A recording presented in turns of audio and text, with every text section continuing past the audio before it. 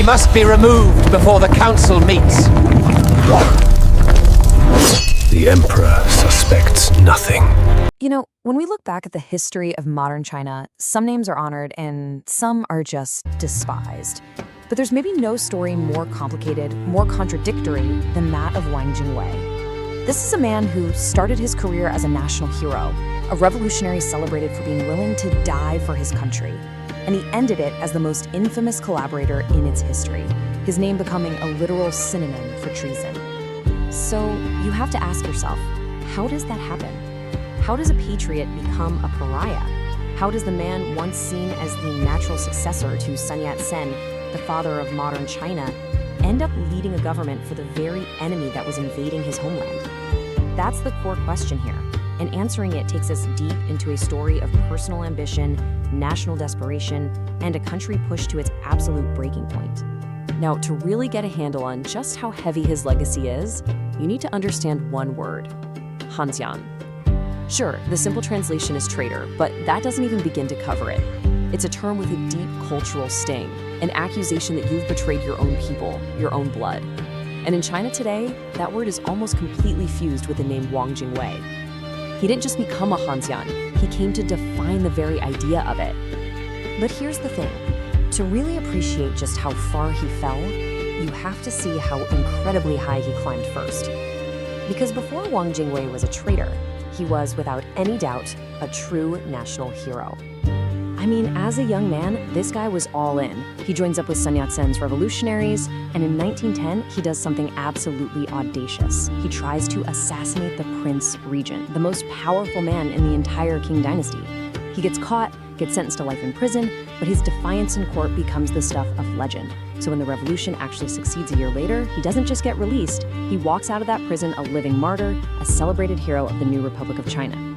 So what happened? How does a man with a revolutionary resume like that end up on the other side?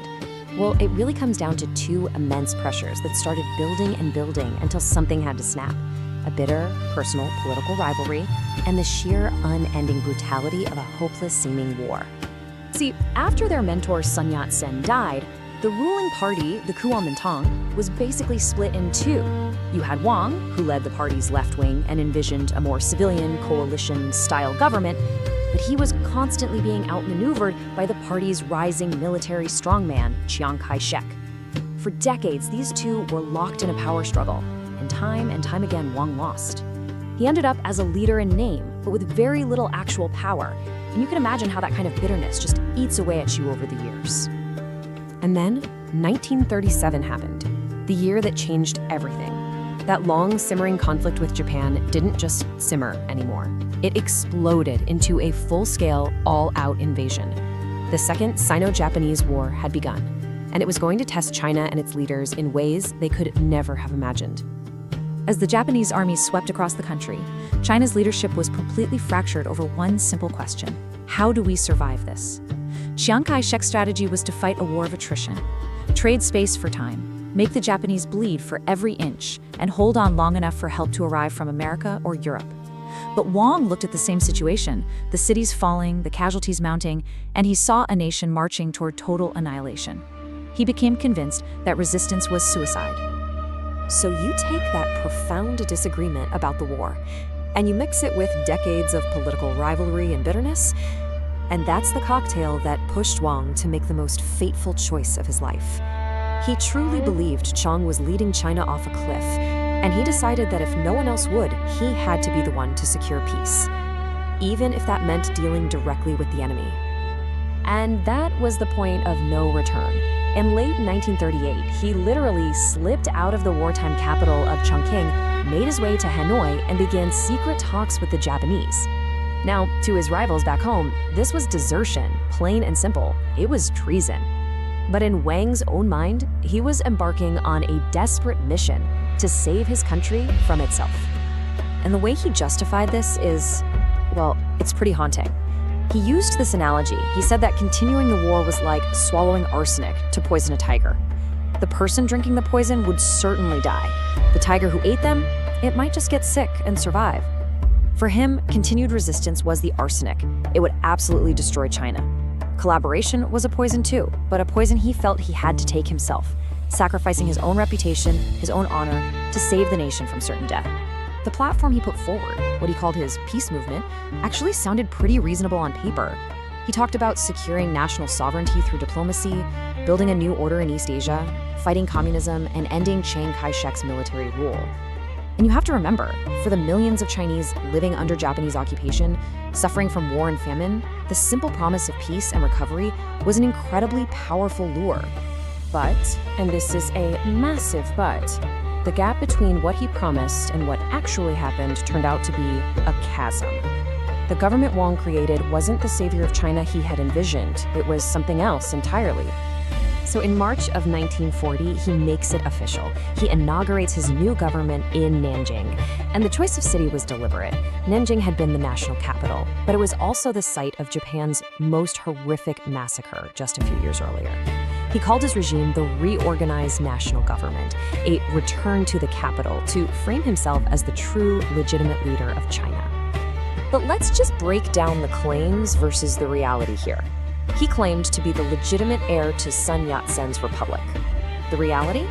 He was heading a Japanese puppet state. He claimed a return to the capital. The reality? His government only had authority in the areas the Japanese army physically controlled. He promised peace and reconstruction. The reality for people living under his rule was harsh military occupation and economic hardship. He claimed sovereignty, but the truth was his regime had almost no real autonomy. It was completely subservient to its Japanese masters.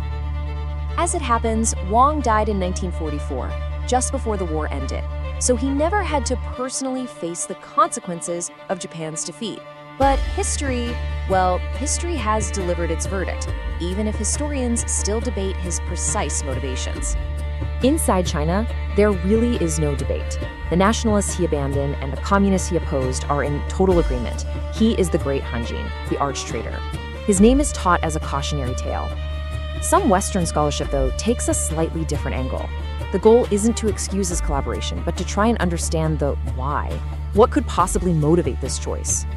And they often point to that same combination of factors: his deep pessimism, his toxic rivalry with Chiang, and maybe what you could call a martyr complex, this belief that he had to be the one to make the ultimate ugly sacrifice to save his country. And that brings us right back to where we started, to this profound and tragic paradox. A revolutionary hero who becomes a collaborator, a nationalist who believed so deeply that he had to save China that he ended up siding with its invaders. It's a story that just doesn't compute in any simple way. In the end, his story leaves us all with this deeply unsettling question, one that resonates far beyond 1940s China. It's a question about leadership, about patriotism, and about the impossible choices that war forces on people. Is a flawed peace, even a humiliating peace made with an enemy, ever better than a hopeless war?